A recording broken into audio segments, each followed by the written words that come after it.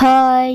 கொஞ்சம் கருவாடு இருந்துச்சு, சரி தொட்டுக்க பண்ணிடலான்ட்டு எடுத்துட்டேன். நார்மல் வாட்டரில் அதை கழுவிட்டு மஞ்சத்தூள் போட்டு கழுவிட்டு அதோடைய குடல் வாழைலாம் எல்லாத்தையும் கிளியர் பண்ணிவிட்டு வெதுன்னு ஹாட் வாட்டர் வச்சு அதில் ஊற்றிட்டேன். அப்போ தான் நமக்கு எந்த ஸ்மெல்லும் வராது, நல்லாவும் இருக்கும்.